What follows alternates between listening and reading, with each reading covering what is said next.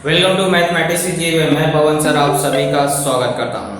तो आज हम लोग एक नया टॉपिक सीखने जा रहे हैं जो आपको मैंने बताया कि बहुत सारे गवर्नमेंट एग्जाम्स में भी पूछे जाते हैं और ये हमारे क्लास 7वीं के भी सिलेबस में है। तो ये क्लास 7वीं के लिए भी यूज में आ सकता है और जितने भी गवर्नमेंट कॉम्पिटिटिव एग्जाम्स होते हैं उन सभी एग्जाम्स में भी ये क्या किया जाता है, सब को पूछे जाते हैं।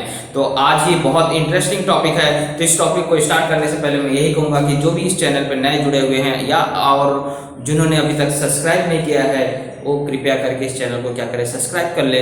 और इस तरह के गणित के सभी सम्स को यहाँ पे आपको क्या होगा, प्राप्त होता रहेगा। आपके सब्सक्राइब करने से आपको उसका नोटिफिकेशन मिलता रहेगा और आप उसे आसानी से देख सकते हैं।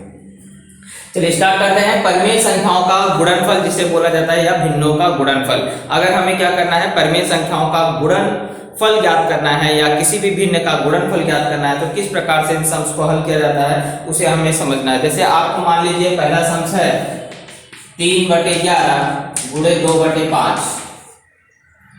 तो इसका मतलब है, इसको हम लोग कैसे लिख लेते हैं, पहले आपको इस तरह से अलग अलग है। गुणे का चिन्ह होता है तो जब भी दो भिन्नों के बीच में या दो परिमेय संख्याओं के बीच में अगर गुणे का चिन्ह होता है तो इसका मतलब है अंश का गुणा अंश में होता है और हर का गुणा हर में होता है। इस तरह से उसका मतलब होता है।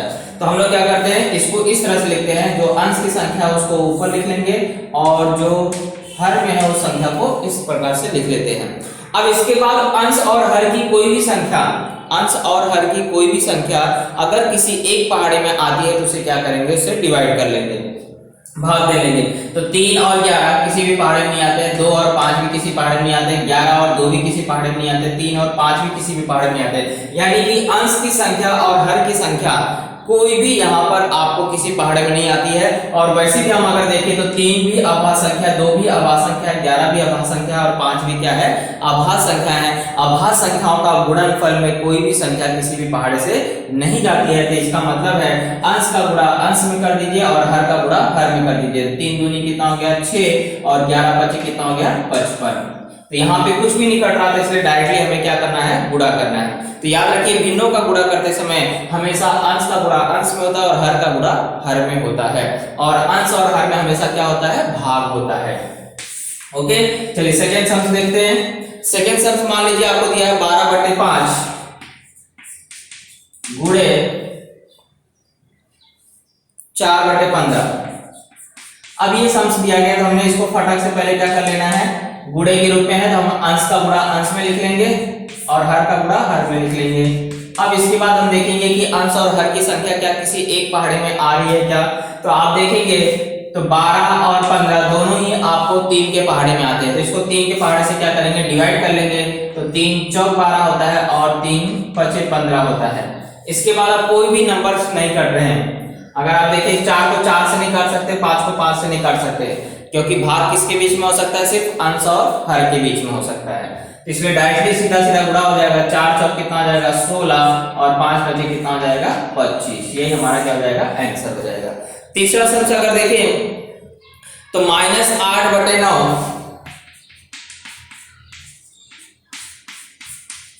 गुणे 3/4 ये हमारा सम्स है। अगर हमें इसे भी क्या करना है, फटाक से गुणे में लिख लेना है, -8 गुणे 3/9 गुणे 4। अब इसे हमें अंश और हर में देखना है किसी पहाड़े में आते हैं या नहीं। तो 4 के पहाड़े में 8 आता है तो 4 एकम 4, 4 दूनी 8, माइनस का इसलिए -2, 3 एकम 3, 3 त्रिका 9। तो बचा क्या, -2 गुणे 1 और यहाँ बचा 3 गुणे 1। गुणा कर लीजिए, -2 एकम 2 और यहाँ पे 3 आ जाएगा, 3 एकम 3। तो इस तरह से हमारा ये भी आंसर आ गया। इसके बाद एक और सवाल देख लेते हैं इस प्रकार से, गुणे वाले का संख्या का भिन्नों का। अगर बाई चांस 0 का गुणा है, 0 आ गया तो समझ जाइए कि उसका गुणनफल 0 रहेगा। लेकिन हर में कभी 0 नहीं रहता, अंश में ही 0 रहता है। तो 0 का गुणा जब भी होगा तो आंसर याद रखिए कि काटा पीटी करने की कुछ भी जरूरत नहीं है, हमेशा उत्तर क्या आएगा, 0 ही आएगा। तो यहाँ जी कुछ भी करना नहीं, सिर्फ उत्तर क्या लिख देना है, 0। क्योंकि 0 का गुणा आपको भी आप 3 से 6 में भाग दो, भाग देने के बाद फिर गुणा करोगे तो उत्तर 0 ही आने वाला है। तो काटने की कोई जरूरत ही नहीं, डायरेक्ट आपको भाग दे देना है और आपको पता चल जाएगा कि इसका उत्तर क्या आएगा, 0। क्योंकि गुणा किसी भी संख्या से गुणा करिए या किसी भी संख्या से 0 में भाग दीजिए, उत्तर क्या आता है, 0 ही आता है। ये हमारा हुआ क्वेश्चन परिमेय संख्याओं का क्या गुणनफल। अब हम लोग सीखते हैं अगला टॉपिक सीखते हैं गुणात्मक प्रतिलोम। गुणात्मक प्रतिलोम यानी कि किसी भी संख्या का क्या कर देना, उसका उल्टा कर देना, यानी कि जो भिन्न है किसी भी संख्या का गुणात्मक प्रतिलोम करना, यानी कि उन दोनों संख्याओं का गुणा करने पर उत्तर क्या आना चाहिए, गुणनफल 1 आना चाहिए, ये होता है। और योगात्मक प्रतिलोम का मतलब होता है कि आपको वह दो संख्याओं को जोड़ने पे उत्तर कितना आ जाए, 0 आ जाए, तो उसे कहा जाता है योगात्मक प्रतिलोम। तो यहाँ पे हमें क्या सीखना है, गुणात्मक प्रतिलोम। तो गुणात्मक प्रतिलोम मतलब क्या बताया गया है कि ऐसी संख्या कि जिसका दोनों का गुणा किया जाए तो गुणनफल कितना हो जाए, 1 आ जाता है, तो उन्हें एक दूसरे का क्या कहा जाता है, गुणात्मक प्रतिलोम कहा जाता है। तो हमेशा आपको किसी भी संख्या का अगर गुणात्मक प्रतिलोम ज्ञात करना है तो आपका सरल तरीका क्या है कि उस भिन्न को क्या करिए, उल्टा कर दीजिए, यानी कि उसका जो अंश है उसे हर में ले जाइए और जो हर में है उसे कहां लेकर आइए, अंश में। तो ऐसे समय उसका गुणा करने पे हमेशा गुणनफल क्या होता है, 1 ही आता है। तो किसी भी संख्या का अगर आपको गुणात्मक प्रतिलोम ज्ञात करना है, किसी भी संख्या का, तो आपको सिर्फ एक ही काम करना है, उसके हर को कहां ले जाइए, अंश में, और अंश को कहां लाइए, हर में लाइए। चलिए स्टार्ट करते हैं। जैसे ये 2/5 है, इसका मुझे गुणात्मक प्रतिलोम करना है, तो 2 को मैं नीचे लेके आ जाऊंगा और 5 को कहां ले चला जाऊंगा, ऊपर, तो ये हो जाएगा गुणात्मक प्रतिलोम 5/2। यहाँ पे -3/8 है, इसको माइनस लगा रहेगा तो क्या करने का, हमेशा माइनस को ऊपर ही रखने का या बीच में रखने का, संख्याओं को सिर्फ ऊपर नीचे करते हैं, माइनस को नहीं। तो हमें यहाँ पे -3/8 है, तो हमेशा हम जानते हैं कि किसी भी भिन्न को लिखते समय हम माइनस कभी भी नीचे नहीं लिखते, हमेशा कहाँ रखते हैं, बीच में, या तो ऊपर वाली संख्या को लेते हैं। तो ये संख्या को ऊपर करेंगे तो 8 क्या हो जाएगा, 3 हो जाएगा, माइनस वहीं रखेंगे। 17/39 है, तो ये क्या हो जाएगा, -39/17, सिर्फ ऊपर नीचे करना है। अब ये 7 है, सिर्फ बोलो इसके नीचे कुछ नहीं है सर, जिसके नीचे कुछ नहीं होता उसके नीचे 1 होता है, तो 1 कहां आ जाएगा, ऊपर आ जाएगा, और 7 कहां आ जाएगा, नीचे आ जाएगा। ऐसे यहाँ पे -7 सही 1/3 था, तो ये माइनस को बाहर, मतलब इस संख्या क्या है, ऋणात्मक है, सिर्फ इतना आपको ध्यान रखना है। तो माइनस को बाहर रखते हुए आपको इसे हल करना है, साधारण भिन्न में बदलना है। तो कैसे बदलते हैं, 7 × 21, 21 में 1 जोड़ा 22, 22 क्या हो गया, 3। अब ये संख्या का हमें गुणात्मक प्रतिलोम लिखना है, तो हम क्या करेंगे, 3 को ऊपर ले जाएंगे और 22 को कहां आ जाएगा, नीचे। तो इस तरह से गुणात्मक प्रतिलोम किसी भी संख्या का लिखा जाता है। फिर से मैं बता रहा हूं, गुणात्मक प्रतिलोम मतलब उन दो संख्याओं का गुणनफल कितना आना चाहिए, 1 आना चाहिए। ओके, चलिए अगला टॉपिक स्टार्ट करते हैं। परिमेय संख्याओं का भाग ज्ञात करना, भागफल ज्ञात करना, यानी कि भिन्नों का अगर भागफल ज्ञात करना, यानी दो संख्या अगर भिन्न में और उनके बीच में अगर आपको भाग का चिन्ह है तो आप उसका भागफल कैसे ज्ञात करेंगे, या भिन्नों का भागफल कैसे किया जाता है, इस चीज को हम लोग क्या करेंगे, सीखेंगे। तो यहाँ पे मैंने कुछ उदाहरण लिखे हैं, और कभी भी याद रखिए कि दो भिन्नों के बीच में अगर भाग का चिन्ह आ गया ना, तो उसे पहले गुणे में बदल दीजिए। और गुणे में बदलने का नियम क्या होता है कि ये जब गुणे का चिन्ह भाग का चिन्ह गुणे में बदलेगा, तो ये सेकेंड वाला जो भिन्न है, यानी कि जिससे आप भाग देने वाले हैं, उसका संख्या क्या हो जाएगा, ऊपर नीचे हो जाएगा, यानी कि ये संख्या 4 ऊपर चली जाएगी और 10 क्या हो जाएगा, नीचे आ जाएगा। यानी उसे गुणात्मक प्रतिलोम में बदल देने का, जिससे भाग दिया जा रहा है उसको क्या करने का, गुणात्मक प्रतिलोम में बदलने का। तो चलिए कैसे से करेंगे। सबसे पहले ये 40/12 है, इसको वैसे लिखोगे। अब मैं गुणे का चिन्ह लगाऊंगा तो 4 ऊपर चला जाएगा और 10 क्या हो जाएगा, नीचे। और इस तरह का सवाल आपने किया है, क्या करना पड़ेगा, 40 × 4 ऐसे लिख लेंगे, बटे में 12 × 10, क्योंकि गुणे का चिन्ह आते ही अंश का गुणा अंश का, हर में गुणा हर में। अब ऊपर नीचे की संख्या पहले देखो कट रही क्या, ये देखो ये 0 से 0 कट गया, यानी कि 10 से हमने क्या किया, भाग दिया, 4 आ गया।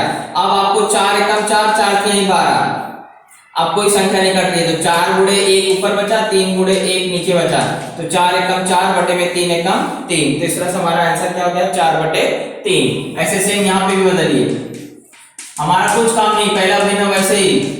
अब गुणे का चिन्ह लगा तो 10 ऊपर चला जाएगा और -11 नीचे आ जाएगा।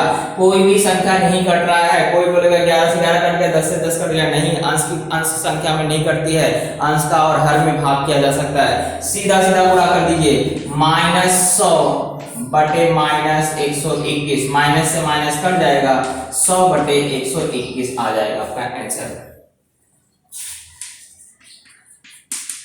यहाँ -7/8, गुणे में चिन्ह बदला तो 6 ऊपर और -3 नीचे, नहीं, माइनस को नहीं लिखने का, माइनस को हमेशा ऊपर ही रखने का। ओके, चलिए अब हम लोग क्या करेंगे, देखते हैं कौन कट रहा है, यस कट रहा है, ये 3 और 6 कट रहे हैं, 3 एक कम 3, 3 दूनी 6, तो बचा क्या -7 गुणे -2 बटे में अभी 8 भी कट रहा है, देखो तो 8 को भी काट दिए, 2 एक कम 2 और 2 चौक 8, तो -7 गुणे -1 बटे में 4, यानी कि माइनस इंटू माइनस का हो गया प्लस, तो 7 बटे 4 क्या हो जाएगा, आंसर आ जाएगा। तो चलिए कुछ और उदाहरण हल कर, चलिए कुछ सम्स और हमने लिया, अब इसको सॉल्व करते हैं। पहले 2/3 को वैसे उतार लेंगे, भाग के चिन्ह को गुणे में बदलेंगे। अब आप बोलोगे सर यहाँ हर में कोई नहीं है, तो हर में जहाँ कुछ नहीं रहता वहाँ 1 होता है, तो -1 बटे क्या हो जाएगा 4। अब देखिए कुछ कट रहा है, 2 एक कम 2, इसे आप इस तरह से लिख लीजिए, 2 गुणे -1 बटे में 3 गुणे 4, इसके बाद काटा पीटी आप कर सकते हैं, 2 एक कम 2, 2 दूनी 4, तो अब कोई संख्या नहीं करनी तो सीधा सीधा गुणा हो जाएगा, 1 का गुणा -1 हुआ तो -1, 3 का गुणा 2 हुआ तो 3 दूनी 6, इस तरह से हमारा आंसर आ गया। ये देखिए 4 को मैंने काटा है, नहीं तो आप लोग कुछ लोग बोलेंगे क्या लिखा है सर ने यहाँ पे, इस 4 को मैंने 2 से काटा है तो 2 दूनी 4 आया है। चलिए अब इसको पहले देखिए, भिन्न आपको किस रूप में है, मिश्र भिन्न के रूप में, इसको साधारण भिन्न में बदलने का मतलब 5 दूनी 10 और 11 बट्टे में 5, भाग का चिन्ह यहाँ पे 6 पंचे 30, 30 में 3 जोड़ दीजिए, कितना आ गया 33 बटे 6। अब इसे गुणे में बदलिए, तो 11 बटे 5 गुणे, अब 6 ऊपर चला जाएगा और 33 कहाँ जाएगा नीचे, तो 11 एक कम 11, 11 तिया 33, 3 एक कम 3, 3 दूनी 6, सीधा सीधा गुणा कर लीजिए, 1 गुणे 2 और 5 गुणे 1, तो 2 एक कम 2, 5 एक कम 5, ये हमारा क्या हो गया आंसर आ गया। एकदम सिंपल सी बात है। यहाँ पे क्या है -5 बटे 13, गुणे का चिन्ह बदला तो 26 ऊपर चला गया और 7 कहाँ गया नीचे। अब भाग दीजिए, किसमें भाग जाएगा 13 और 26, 13 एक कम 13, 13 दूनी 26, तो -5 गुणे 2 बटे में क्या जाएगा 7, यानी -10 बटे क्या हो गया 7।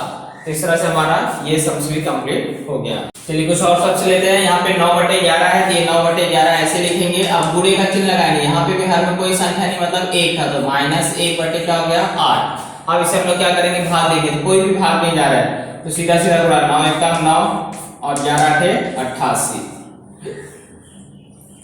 इसके बाद यहाँ पे भी 5 को वैसे लिखेंगे, गुणे का चिन्ह 5 ऊपर चला जाएगा और 2 कहाँ जाएगा नीचे। यहाँ भी ऊपर नीचे कोई भी संख्या नहीं घट रही है, यहाँ 5 बटे 1 है, तो सीधा सीधा गुणा, 5 बटे 25 बटे में 2, ये हमारा क्या हो जाएगा आंसर। इस तरह से हमारे भिन्नों का भाग कंप्लीट।